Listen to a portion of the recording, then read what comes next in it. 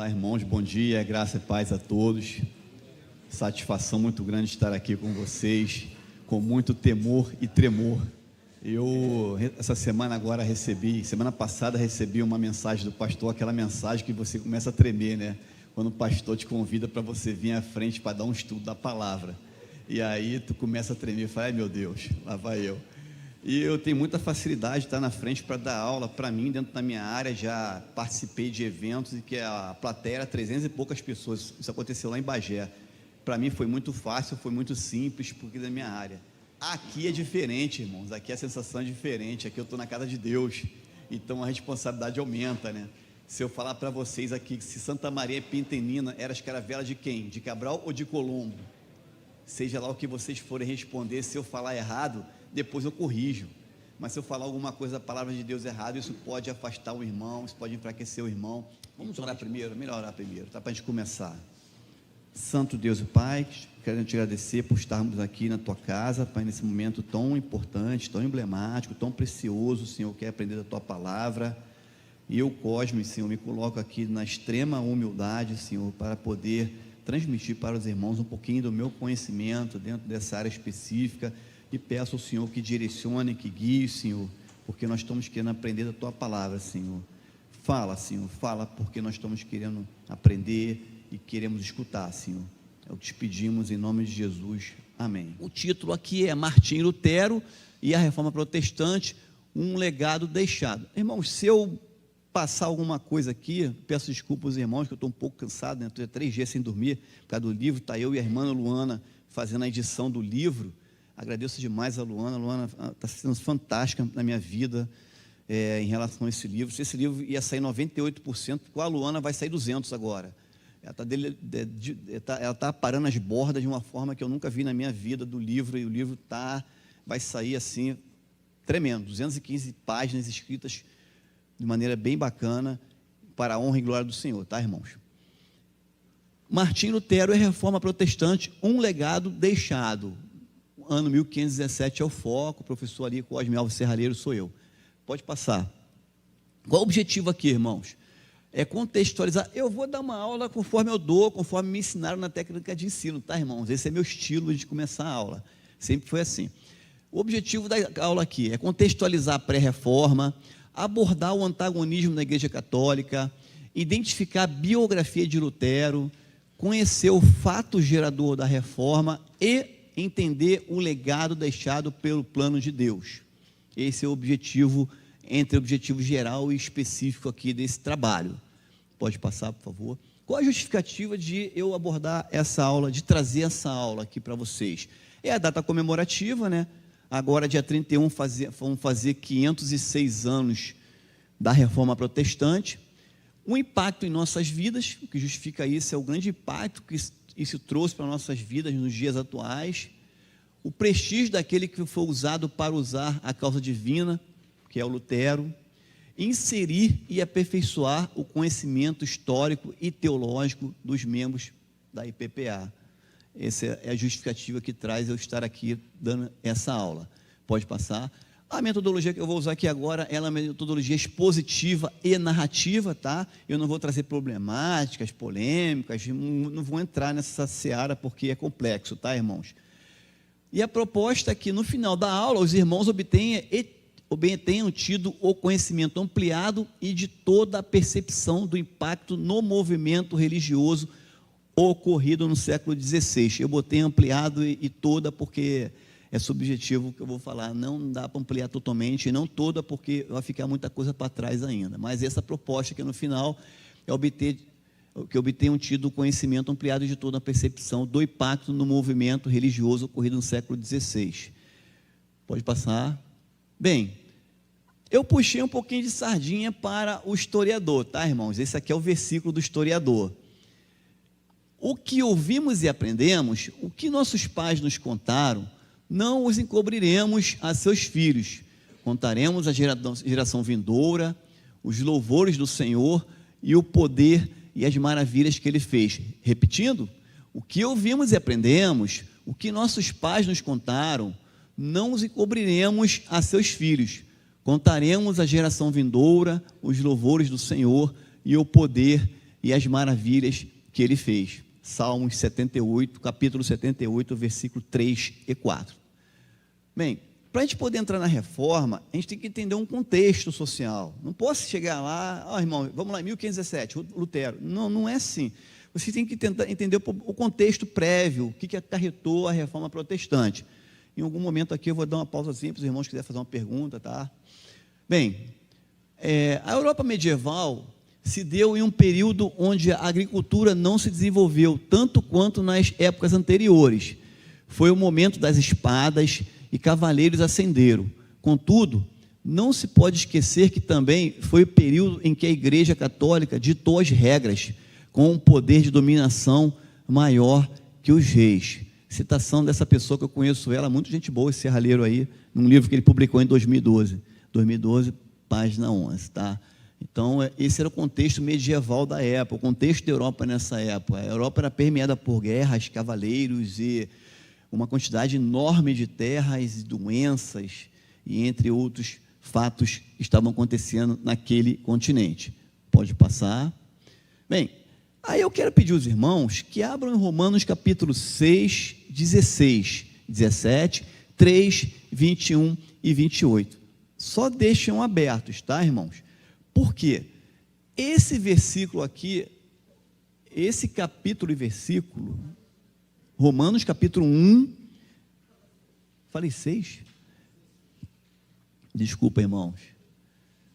Eu ia tomar um chá de maracujá para dar uma acalmada, mas dizer que eu estou 3 dias sem dormir, se eu tomo chá de maracujá, eu ia pagar direto, não estaria nem aqui. Romanos capítulo 1, olha que eu falei 6, eu estou lendo, hein? De óculos ainda. Romanos capítulo 1, versículo 16, 17, capítulo 3, 21, 28. Só deixam aberto. Eu posso ter, irmãos, a plena certeza e convicção de que esse versículo mudou a história da humanidade. Eu tinha um professor que ele falava assim para mim, já falei isso até uma vez aqui: Cosme, me prova que Deus existe. E eu falava para ele: professor, me prova que Deus não existe. Então, a Bíblia é fundamental para nós, é a palavra de Deus. Deus usa a fala dele em um escrito de um livro para mudar a história. Nós conhecemos Balaão, entre outros, né, que Deus usou artifícios para falar e para mudar a história de um povo. Então, esse versículo mudou a história da humanidade até os dias de hoje e vai para a eternidade. Deixem aí, tá, irmãos, que nós depois vamos ler junto. Pode passar. Bem, mudanças da mentalidade europeia. A Europa do século XV, século XIV, século XIII, estava passando por uma transformação, por profundas transformações. Não havia ainda naquele momento o conceito de nacionalidade.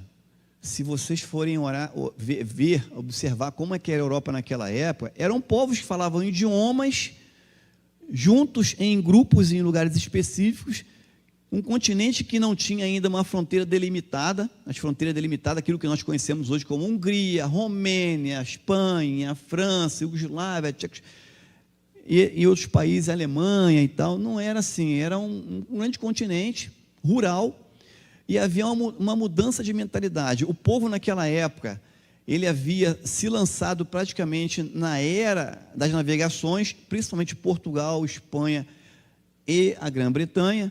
Então estava havendo uma profunda transformação nessa questão. Só abrir um parênteses aqui, tá, irmãos? As pessoas confunde muito a Inglaterra. Eu estou indo lá na Irlanda, lá na Grã-Bretanha. Não, não é. Grã-Bretanha o que é Grã-Bretanha? É a Inglaterra, Escócia e País de Gales. Isso é a Grã-Bretanha. O que é Reino Unido? É tudo isso e mais a Irlanda do Norte, tá, irmãos? Só para fecha parênteses aqui, tá bom? Mas por que eu falei essas coisas? Isso aí que eu falei. Pô, nada a ver, tá? Tudo bem. Às vezes dá esse... Desculpa, tá, irmãos? É só... Hã? Obrigado, pelo menos me salvou. Eu não posso fugir do assunto, tá, irmãos?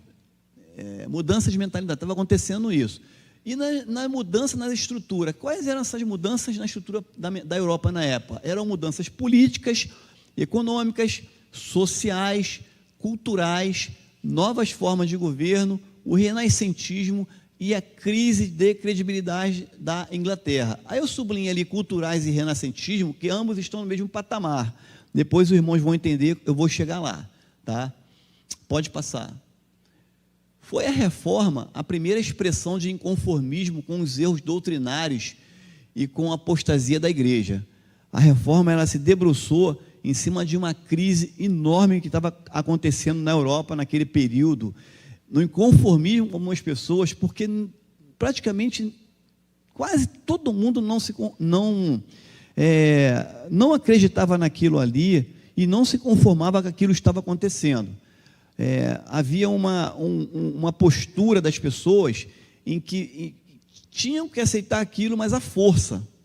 E aí eu vou explicar depois para os irmãos o porquê. Pode passar? Então, para mim poder falar da reforma, não é, conforme eu falei, não vão entrar em 1517. Aconteceu muita coisa antes, apareceu muitas pessoas antes que trouxeram o seu legado, que trouxeram a sua ajuda, que deram sua cara a tapa, que morreram pela causa, que se mostraram, que gritaram contra o sistema. Então eu tenho que voltar bem antes isso, lá no início. Jesus foi crucificado, os apóstolos foram perseguidos, o povo de Deus foi atacado no ano de 63, aí depois no ano de 79, então começou a surgir pessoas que eram convertidas, que estavam vendo a corrupção acontecendo na igreja, que queria colocar a igreja no seu lugar, voltar a igreja no seu lugar.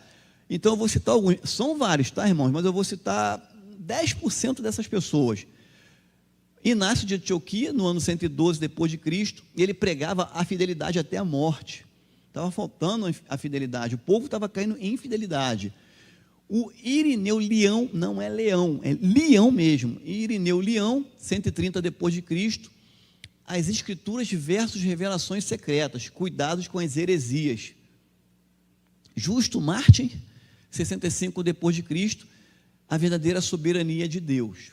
Isso era aquilo que eles se debruçavam, aquilo que eles pregavam e aquilo que eles estavam lutando. Pode passar. Tertuliano, 155 depois de Cristo, inconformado com o mundanismo na igreja. Atanásio de Alexandria, em 295 depois de Cristo, responsabilidade dos crentes à defesa da fé. Cirilo de Jerusalém, em 313 depois de Cristo, uma vida de perseverança. Basílio de Cesareia, 330 depois de Cristo, nossa responsabilidade social. Ambrósio de Milão, o crescimento espiritual. Jerônimo, amor à palavra de Deus. João Crisóstomo, a disciplina espiritual. Cirilo de Alexandria, que lutava pela causa da palavra de Deus, da Bíblia, como fé e prática para o povo. E por último, deixei isso aqui, Agostinho de Hipona. Agostinho de Hipona foi uma pessoa muito especial naquele momento em que ele pregava a nova vida de Cristo.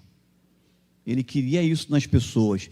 Tanto é que, a partir de Agostinho de Hipona, deixei frisado com asterisco ali, surgiu uma ordem católica chamada agostiniana. E aí vocês vão entender porque eu estou falando disso mais à frente. Só gravem na cabeça de vocês, no sentimento de vocês, no coração de vocês, a palavra agostiniano. É exatamente, Santo Agostinho, ele mesmo.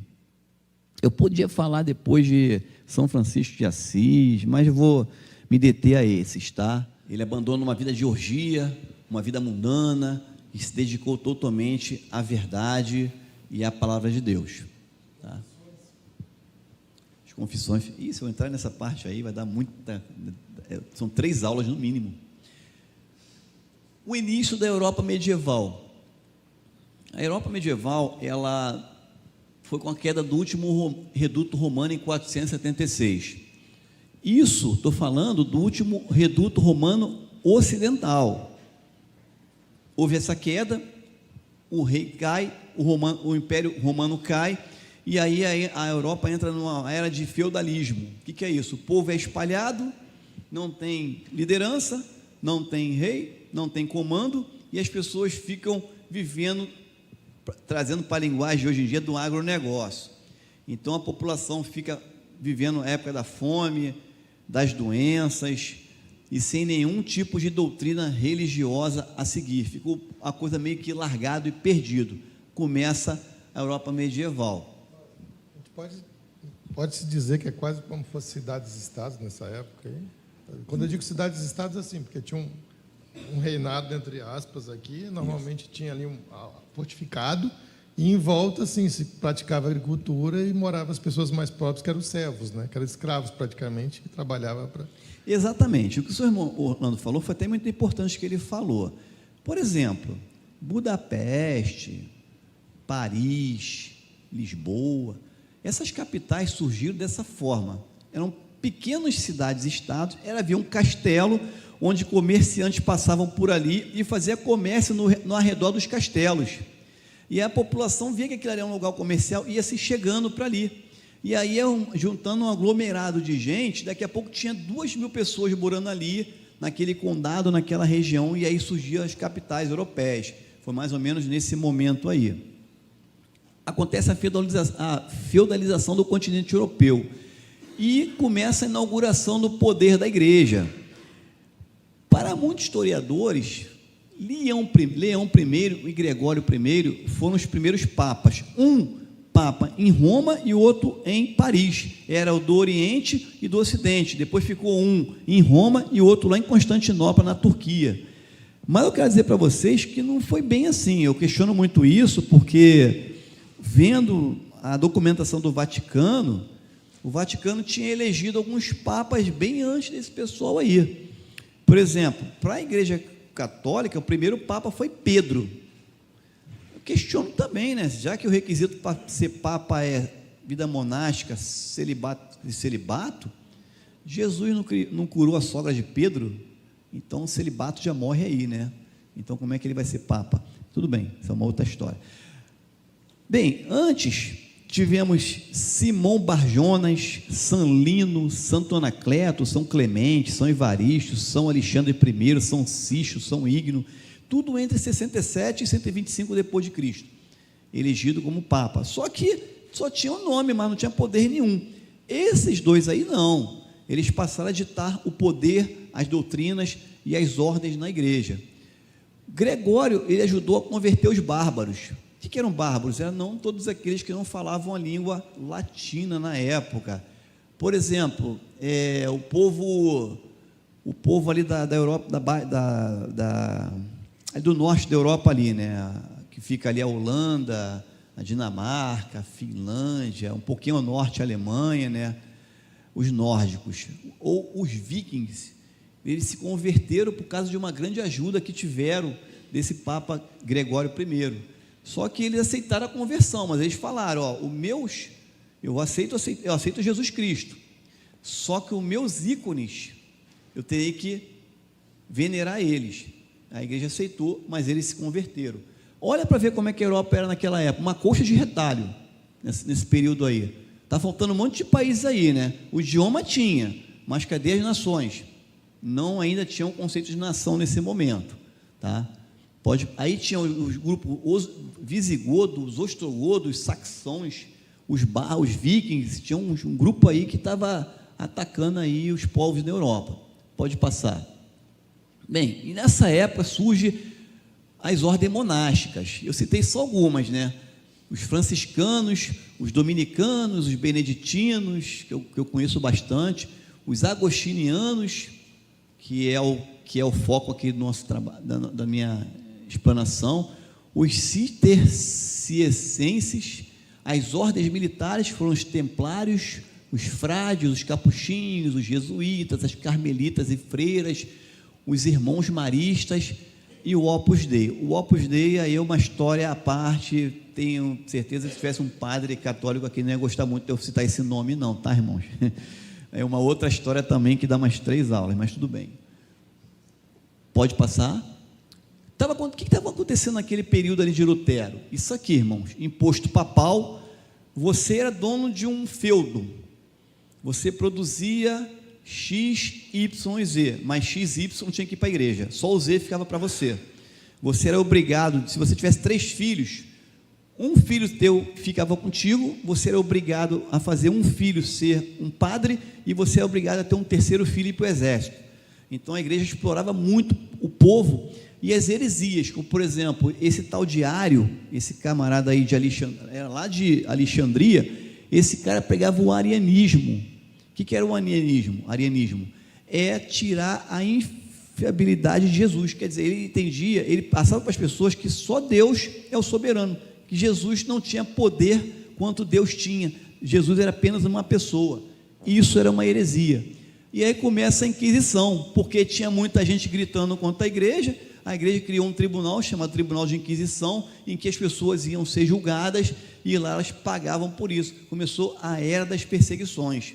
Eu posso dizer para os irmãos que, pelo que eu vi na documentação, 80% das pessoas que iam para o Tribunal de Inquisição já era. A morte era purificação. E qual era a purificação? Ser queimado na cruz. Eu vi uma documentação interessante, na Espanha, onde a Inquisição foi muito forte, Espanha, França e Itália. Na Espanha, olha o que o marido fez com a esposa. Estava o marido e a esposa num momento íntimo, aí, certo momento, naquele momento a esposa espremeu um som a mais, ele foi, denunciou a esposa para a igreja, ela foi para o Tribunal de Inquisição e foi acusada de herege, de bruxa, de ser tomada pelo diabo naquele momento ali, e ela foi queimada. Houve um caso de uma mulher que entregou o marido de uma outra, porque estava adulterando, a outra não gostou, entregou ela foi para o Tribunal de Inquisição, e foi queimada por fofoca, por ser fofoqueira, por falar mal coisa do diabo, não podia. Era assim mais ou menos que a banda tocava na Europa naquele momento. O povo era um povo amedrontado, perseguido, e muitos eram obrigados a ir para a igreja para assistir uma missa num idioma que eles não entendiam nada. Imagina um português escutando tudo em latim, um francês, um alemão não, um belga, etc e tal, espanhol, era obrigado a estar ali. As igrejas também eram um ponto de relacionamento, onde as pessoas se encontravam, onde aconteciam os romances, as paqueras, né, e os casamentos também. As indulgências, que eram para você reparar os pecados total ou parcial do pecador. Por exemplo, a pessoa cometeu um adultério, a igreja pregava que o adultério, inferno, ela ia se confessar com o padre falava assim, olha, você está no inferno, mas tem um jeito de você sair de lá, eu posso tirar você de lá. Como assim? Tu tem o que aí para a igreja? Olha, eu tenho 300 hectares de terra, me dá 100 para a igreja, que eu converso com Deus e perdeu o teu pecado, vem semana que vem aqui. Aí ele dava, aí padre, eu já conversei com Deus, está perdoado. Então era assim que acontecia. E fora o que a igreja vendia pedaço de madeira da cruz de Cristo. Tem gente que fala que foi tanto pedacinho de madeira vendido que dava para devastar uma floresta amazônica. Exagero, né, irmão? Vendia o crânio de João Batista. A pessoa pegava o padre pegava um crânio lá no cemitério. Isso aqui é crânio de João Batista, custa R$1 milhão. Todo mundo comprava. Então eram essas indulgências que era uma coisa que Lutero questionava muito. Alguém quer falar alguma coisa? As relíquias, isso aí mesmo, exatamente, as relíquias, e depois o pessoal batizou até com o nome de relicários. Assim, só um pequeno adendo, estou comentando sobre a questão do poder do Papa, né? A gente vê que, quando tu citou vários, entre aspas, papas, que antecede, por exemplo, agora eu esqueci o nome do Papa que estou sendo, Gregório, né? Gregório. A gente percebe que, primeiramente, a igreja era perseguida, inclusive, por muito tempo, inclusive pelo próprio...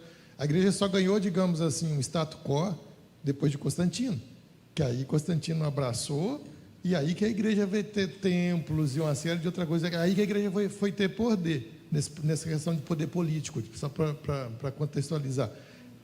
Antes disso, ela não tinha isso, ela realmente só foi depois de Constantino.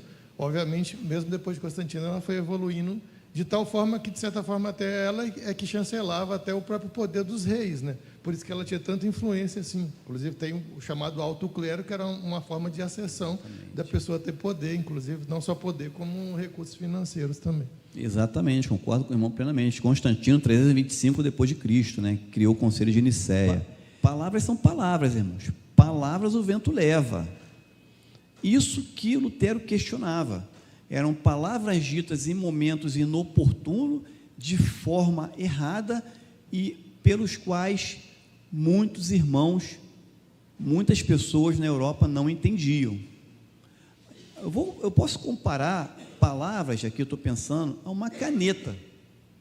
Você escreve, o que você escreve fica, mas o que você escreve errado pode atrapalhar muito a vida de uma pessoa. Por exemplo, palavras, a caneta pode sumir a qualquer momento. É nesse contexto que eu estou dizendo para vocês. É o que estava acontecendo naquele momento, as indulgências. Pode passar, por favor.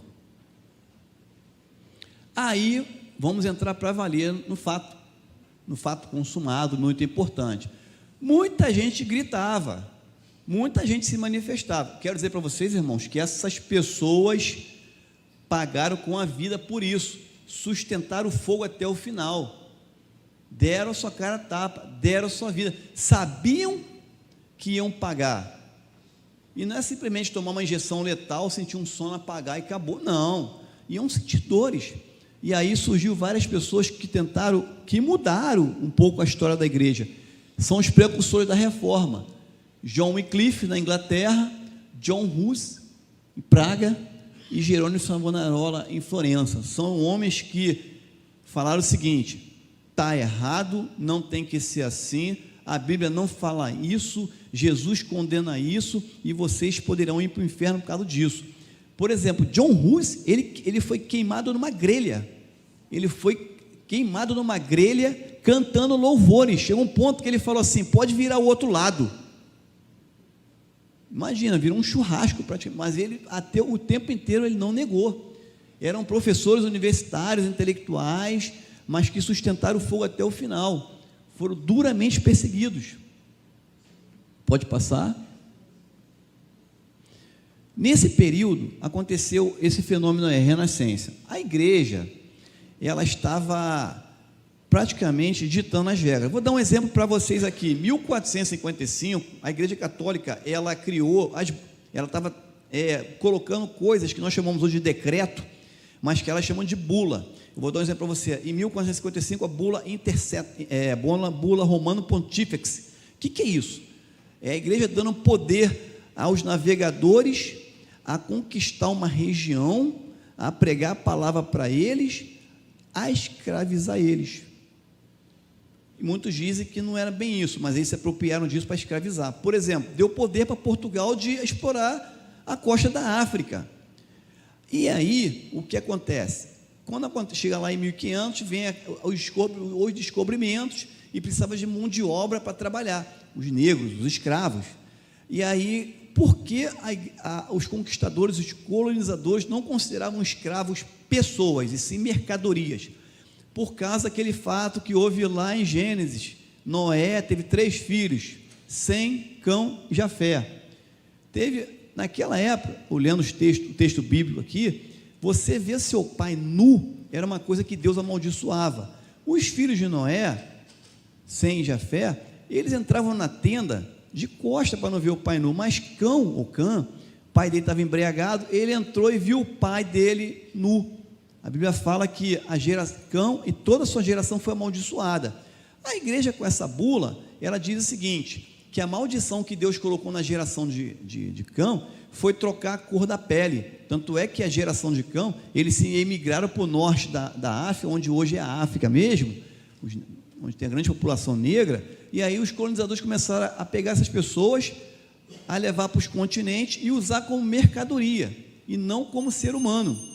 Tanto que o índio, aqui no Brasil, ele era considerado não como um amaldiçoado, mas como um representante do anticristo da terra. Então o índio, ele era passivo de você se cristianizar ele e converter ele, ao contrário dos negros, que eram mercadorias. Entendeu, irmão? Nesse período da Renascença, começou a surgir um movimento de reorientação cultural, onde começou a aparecer vários intelectuais, pessoas que estavam vendo que a igreja não era tudo, que o homem tem poder de pensamento. Aí surgiu o antropocentrismo, que era o quê? O homem como centro das atenções. O homem estar superior a Deus, o homem como ser pensante, o homem que tem o livre-arbítrio de poder fazer e acontecer sem depender de Deus. E aí começou a mudar a ciência, a matemática, a física e por aí vai. O período da Renascença, de orientação cultural, em que os homens trocaram a compreensão corporativa, religiosa e medieval na vida por uma visão individualista, secular e moderna. Essa é a Renascença. Aí começou a surgir vários personagens, né, que mudaram a história da Europa na Renascença. Petrarca, Boccaccio, Rautin, Collet, Erasmo de Roterdã, foram pessoas que trouxeram um modo de ver o ser humano, através da sua pintura, da arte, dos seus conhecimentos, e isso estava incomodando muito a igreja, porque conhecimento faz a pessoa pensar, e por pensar, a pessoa começa a questionar, e por questionar, ela começa a bater de frente. Eu bater de frente, a igreja católica começa a ver que elas podem mudar a história da humanidade, ou a história daquele período ali. Pode passar, por favor? Bem, Martinho Lutero, agora entramos nele, vamos lá. Formado, nasceu nesse período aí, na cidade de Eisleben. Esse alemão aí é formado em Direito, ele é da ordem eremita agostiniana, que é uma ordem que prega a verdade. Essa foi o diferencial da palavra, não que as outras ordens não pregavam, mas essa prega com a fim, é o foco principal da ordem. Devido ao livramento de uma tempestade, prometeu a Santa Ana que se transformaria num monge, voto de pobreza, castidade e obediência. Virou um religioso nesse período. Pode passar. Ele é filho de Margareta e de Hans Lutero, passou a infância em Mansfield. Cônjuge dele é Dona Catarina von Bora. Ainda não nesse momento, ele não era casado, eu só quis botar o nome da esposa dele, que era uma ex-freira. Estudou em Mansfield, Mandelsburg e Eisenach. Aos 17 anos, ingressou na Universidade Erfurt, era um fenômeno, o garoto com 17 anos já entrou na universidade. Em 1517, ingressou na Universidade de Wittenberg para cursar teologia. Ele abandonou a área de direito e passou a se dedicar à vida monástica. Em 1511, antes de partir para Roma, ele retorna para o mosteiro, eu deixei junto ali, entre 1517 e 1518, ministrou diversos cursos na Universidade de Wittenberg e passou a realizar estudos sobre a Bíblia. Interessante que nesse momento a igreja mandava alguns espiões assistir às aulas dele e via que ele estava pregando a palavra, estava trazendo coisas que estavam atrapalhando o andamento da igreja, o pensamento da igreja, estava trazendo uma verdade nesse momento aí. Visto que a justiça de Deus se revela do evangelho de fé em fé, como está escrito, o justo viverá da fé. Lutero, um belo dia, lendo a Bíblia, se deparou com isso. Ele, não, peraí, justiça, revelação, evangelho e fé, o justo viverá pela fé. Então, como é que a igreja prega que o justo viverá das indulgências? Tem alguma coisa errada. A conversão dele se deu nesse momento aí. Aí ele falou, não, está errado. Pegou um papel, uma caneta e começou a escrever as teses dele. Pode passar, por favor. Justificado pela fé e não pela compra de indulgências. Pode passar. Volta aí, esse é o homem, tá? Não tinha máquina fotográfica, a câmera fotográfica não tinha existido ainda, isso é uma pintura da época, foi feita por um pintor clássico da época, que pintou o rosto de Lutero. Pode passar. Igreja de Wittenberg, ele fixa as 95 teses, eu li todas elas. Agora, no dia 31 de outubro de 1517, eu quero fazer uma pergunta para os irmãos. Por que dia 31 de outubro de 1517? Vocês sabem? Não sabem não? Vou responder, porque era dia de Todos os Santos. Aí, Lutero, esperto, estratégico. O que era o dia de Todos os Santos em Wittenberg? Toda a comunidade local se reunia na igreja, em frente à igreja, para comemorar. E aí, a porta da igreja de Wittenberg, que ficava num castelo, é como se fosse um quadro de aviso. É ali que as pessoas colocavam as dádivas que Deus deu, os pedidos que elas queriam fazer, o filho que desapareceu e ninguém estava achando. E aí, Lutero escreveu 95 teses e fixou ali. Diz a história que ele passou no meio da multidão, ninguém viu. Ele foi lá, ainda mais que ele usava aquela roupa, né? Ele botava um capuz ali, botou ali, é bom aqui, foi, fixou e saiu. E era uma porta que todo mundo lia. A pessoa olhou assim, 95, começou a ler uma por uma. E aí, das 95 teses, uma me chamou a atenção, que foi a tese 76. Eu analisei uma por uma, mas essa foi a mais forte. Afirmamos, pelo contrário, que as indulgências papais não podem anular sequer o menor dos pecados venais, do que se refere à culpa. Aí ele pegou pesado com a igreja. Com certeza aí a coisa vai ficar estranha a partir daí.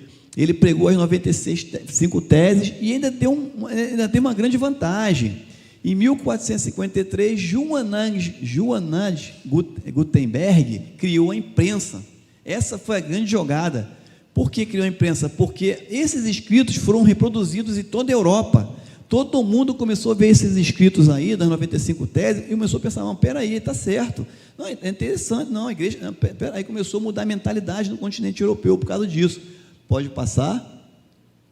As ideias de Lutero, quais eram as ideias dele? Não separar a igreja sem reformá-la. Fim das indulgências e da simonia. O que é simonia? Venda de cargos. Quer ser arcebispo? Me dá 10 milhões de reais aí, vai virar arcebispo. A igreja fazia muito isso. Eram pessoas que não eram religiosas, mas estavam ali por conveniência e compraram aquela posição ali. Então ele era contra a simonia. Alguns historiadores acham que as 95 teses não foram pregadas em 31/10/1517, e sim enviadas como carta ao arcebispo Mense, Alberto de Brandemburgo. Eu discordo disso aí, tá, irmão? Pelo que eu vi na documentação, essas 95 teses aí não foram enviadas para ele, não. Ele teve a posse delas depois, mas foi pregado fixado na porta de Wittenberg. E a imprensa, que virou o jogo, né? A partir da imprensa que começou a divulgar os escritos em toda a Europa. Pode passar?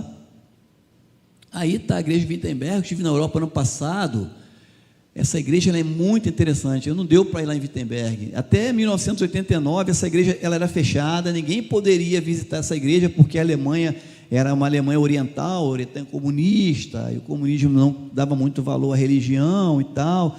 Depois da queda do Muro de Berlim, quando a Alemanha se reunifica, essa igreja passa a ser visitada por várias pessoas em toda a Europa e todo o mundo, né? É interessante essa igreja aí porque ela fica em Wittenberg, uma cidade pequena, muito pequena. Do lado assim tem um vale gigante, né? Dali que Lutero via as tropas chegando, e é muito interessante. E ali está a porta de Wittenberg, onde ele fixou as 95 teses. É um local assim de peregrinação muito forte na Alemanha ali. Pode passar. Qual foi a reação? Toda a ação tem uma reação, né? O cardeal Caetano viu. O que ele fez? Ele foi mandado lá para conversar com Lutero sobre o que ele estava pregando. Foi solicitado ele ir a Roma. Ele não aceitou. Ele não é bobo, ele vai a Roma para morrer? Ele falou, não vou a Roma não, se quiser vocês vêm aqui. Aí foi mandado o cardeal Caetano viu para falar com ele. Aí foi feita a dieta de Worms ali na Alemanha, em 1521, que era um tribunal formado ali para julgar as ações de Lutero. Ele sustentou fogo ali mesmo, não, é isso aí mesmo, está errado, acabou. Nesse momento que o Lutero ele nega a igreja e ele confirma as teses dele, quando ele saiu da igreja, no caminho indo para casa, ele foi sequestrado. Sequestraram ele, vários homens encapuzados pegaram ele, botaram um capuz na cabeça dele, parecia até que ia matar ele, mas não, levaram ele para um castelo de um rei chamado Frederico. O rei falou assim para ele, não, fica aí que eu vou te proteger, que eu estou contigo. Não concordo com a igreja e eu vou te proteger, fica aqui. Lá naquele castelo ele escreveu a Bíblia do grego para o alemão. Foi a primeira vez que a Bíblia foi escrita numa linguagem nativa, e aí se seguiu.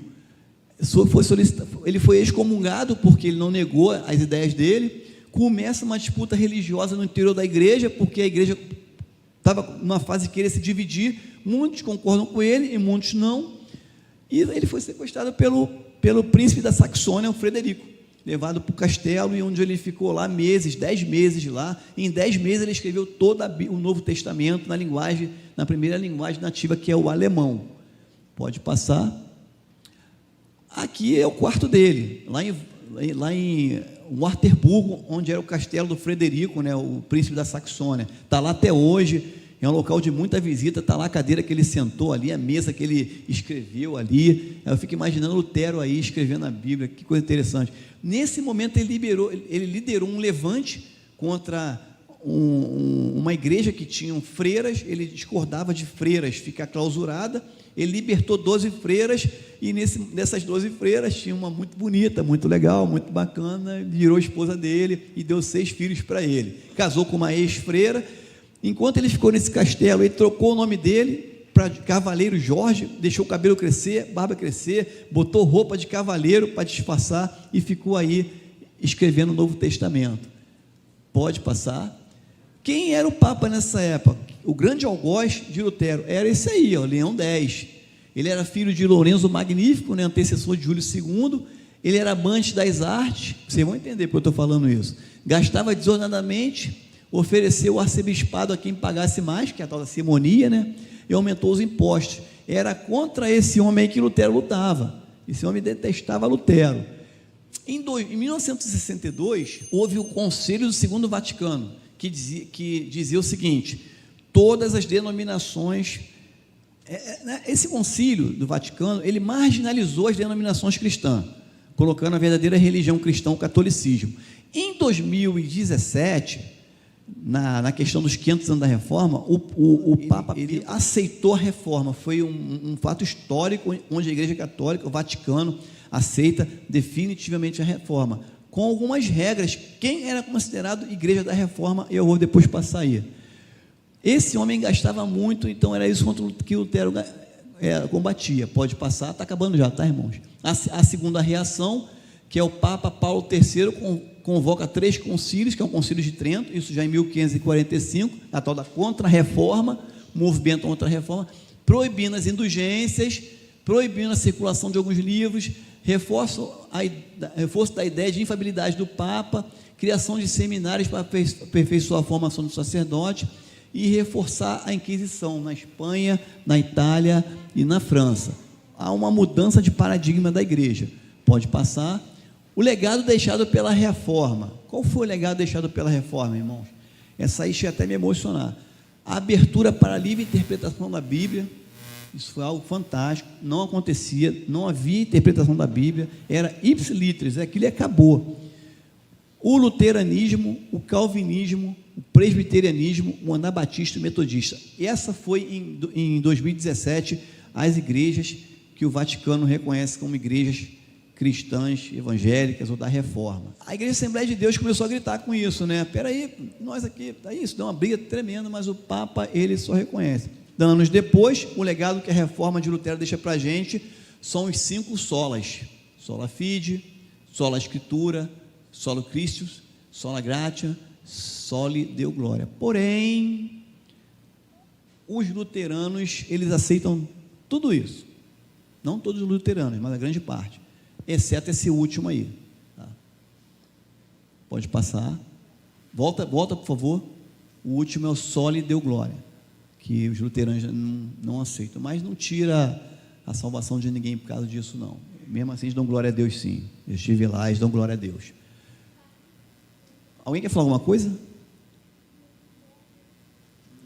Bem, pode passar. Estamos fechando já, tá, irmãos? O fim de Lutero. Martinho Lutero morreu em 18 de fevereiro de 1546, aos 63 anos de idade, por razões desconhecidas. Ele tinha problema de rins, tá? De cólica, tinha problema de diarreia constante, ele sofria com fortes dores abdominais. Na época, irmão João, não tinha um farmacêutico ali para ajudar o Lutero, coitado. Ele sofria muito com dores. Segundo o documento que eu vi, ele escrevia o Novo Testamento gemendo de dor. Ninguém sabia que dor era aquela. Inclusive, tinham mulheres naquela época que faziam remédio nos caldeirão desse tamanho, botava água, botava lá umas plantas lá, e faziam uns remédios e curava. Só que a igreja entendia que aquilo ali não era uma coisa de Deus. Então foi aí que nasceu o tal das bruxas, né?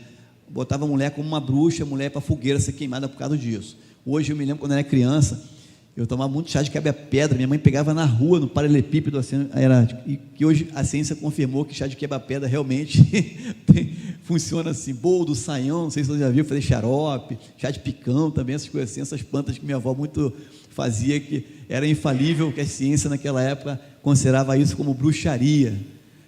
Ele deixou 6 filhos, sendo que dos 6 filhos que ele deixou, nenhum deixou descendente, exceto a última, a Margareta. Hoje tem a descendente, a linhagem de Lutero vem, até hoje está lá na Alemanha, por meio dessa última aí.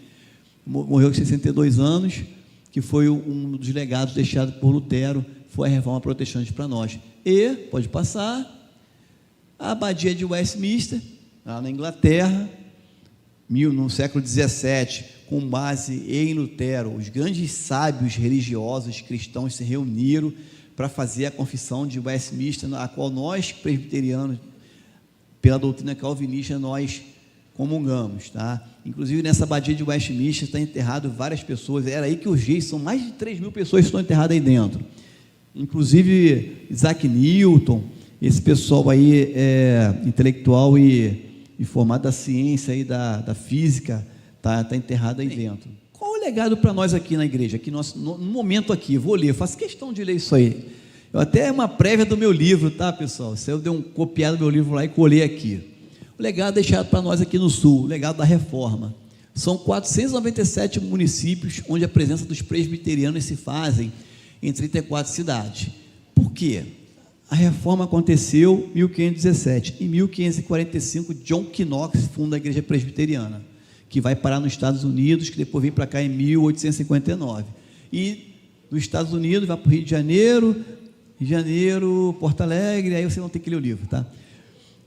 São 497 municípios onde a presença dos presbiterianos se faz em 34 cidades, que são elas: Porto Alegre, que é Azenha, Tristeza, Cristo Redentor e Metropolitana, Canoas, Gravataí, Tramandaí, Cachoeirinha, Charqueadas, Sapucaia do Sul, São Leopoldo, Montenegro, Lajeado, Sapiranga, Canela, Caxias do Sul, Vacaria, Farroupilha, Rio Grande, Pelotas, Bagé, Cruz Alta, Santa Maria, Cachoeira do Sul, Santa Cruz do Sul, São Gabriel, Guaíba, São Borja, Alegrete, Uruguaiana, Santo Ângelo, Ijuí, Passo Fundo, Carazinho, Panambi, Lagoa Vermelha e Erechim. Esse é o legado que a reforma trouxe para nós. E para fechar, irmãos, é isso aí. Para nós, Porto Alegre, do lado esquerdo, onde começou essa igreja aqui, irmãos, é um marco dessa igreja. Se vocês, um dia que vocês passarem na rua Sarmento Leite, ali no centro, número 933, esse prédio está pintado de rosa, está fechado.